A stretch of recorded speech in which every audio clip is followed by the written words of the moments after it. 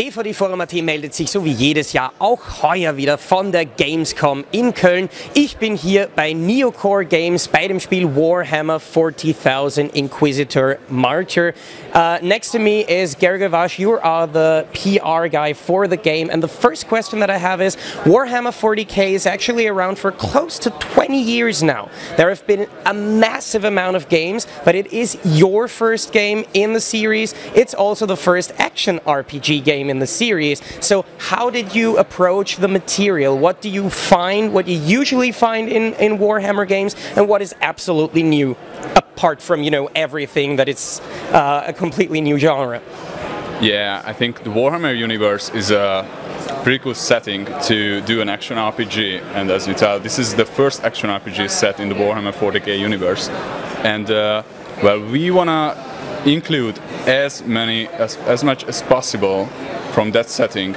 I think the 40k universe is awesome because it has a huge lore, it's a huge universe, so we can include as many races, factions, and also Chaos Gods and the Inquisitors to the game as possible. And later on we're gonna have seasons, and with seasons, which are free content patches, we want to add even more content to the game, so we want to support the game for as long as possible.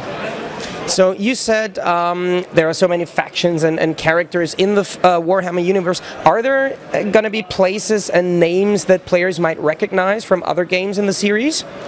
That's right. I can't talk about exact names or exact characters, but we want to be as faithful to the lore as possible.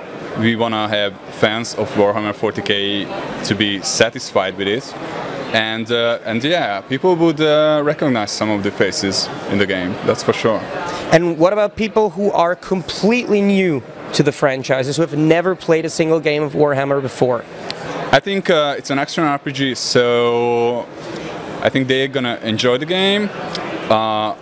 It has a main story, and they're gonna follow the main story as well as the side quests or the side missions, and I think they're gonna enjoy it too. You don't need to read every book of 40k from the 90s to enjoy the action RPG. I think I would have to get up on my reading to do that. But, a long time ago you unveiled the first one of the three main characters, the Crusader. Right now you already showed us the Assassin character. What do you say are the key differences between the three characters, and maybe you can even tell us something about the third character that I think hasn't been unveiled yet? That's right, the third one is not unveiled yet. I think we're gonna reveal it a bit later. I can't really talk about it right now. I think that's gonna be an awesome character as well, and a distinctive one from the others. Right now we have the Crusader. It's a tanky character. He's really good at melee. Also, you can customize it, so it won't be the same character if you, let's say, create a second one.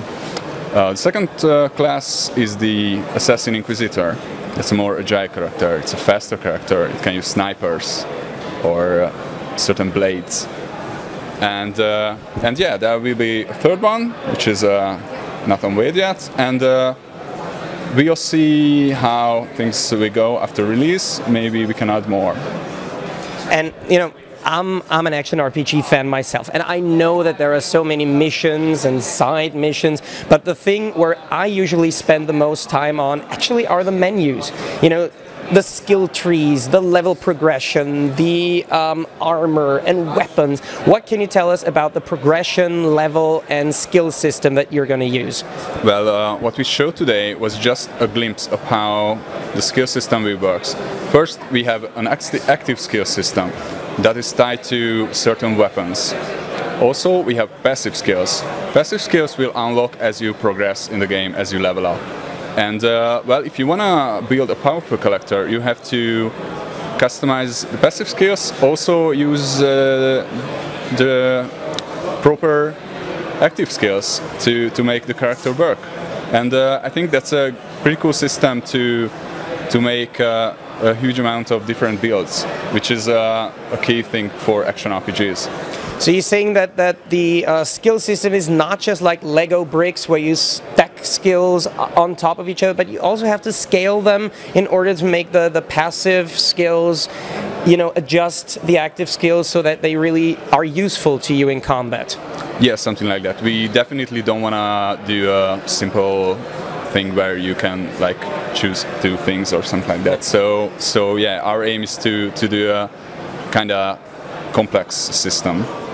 You already told us a little something about the seasons, which will expand the game even further, but before we can get to that actually in gameplay, we have to get through the game itself. And there will be a single-player campaign, and there will be the so-called Inquisitorial campaign, just to get it out, which will also feature co-op gameplay. But what can you tell us about the single-player campaign and the Inquisitorial campaign, and how do they differ in terms of gameplay? Yeah, so for example, single-player campaign, the main story, that won't be available for co-op. That's because it will have a really dark, grim storyline, and to go through the single-player campaign, I think like 3 more people running around won't really be a good idea. But besides that, there will be, as you said, the Inquisitor campaign, and also like a sandbox, huge sandbox world where you can roam around and choose which mission or which side quest is for you. And also, it's not like that you first have to complete a single-player campaign to do the other stuff. So you can choose whatever route you want to do, and I mean, it will depend on your character's level. So do the things that I do in the single-player campaign and in the Inquisitorial campaign stack and carry over my skills and the stuff that I unlocked? For seasons? Sure, yeah. I mean, seasons will be added later. I guess there will be a lot of people who are already like really powerful with their characters and want new stuff. And I think seasons will be perfect for that, which are free. Will be free content. You already showed the game here at Gamescom last year, and now you're here with the game again. Can you tell us a little something about what changed over the course of the last year, and especially what can people who come visit you here at Gamescom experience, what is new, what is especially exciting? Well, I think in 1 year we added tons of new features. Right now you can see certain skills, how they work. We added a new class also, and I think we polished the game a little bit. It looks better. It is better effects. Right now it's shaping up nicely and starting to look like a proper game. But it's also like a pre-alpha build right now, and there's a lot more to come. Speaking of a lot more to come, when will a lot more come? I can't tell you the exact date, unfortunately. It's next year, that's for sure. First for PC, and then we're gonna do an Xbox One port and a PS4 port. And the thing for me as an action RPG player, because I only play on consoles, and kind of the action RPG genre is defined to use mouse and keyboard for the quick access features and so on. So how are you going to port the controls to the consoles to make it work on the system? Well, I can't talk about the exact look of the UI, but yeah, that's for sure that for a console version you need a little bit different look and a little bit different system. But yeah, that's why we are porting it after the PC release, so we will have time to build that system and make it as comfortable as possible. Great. So I say thanks a lot for talking to us, and enjoy the rest of the Gamescom. Thanks.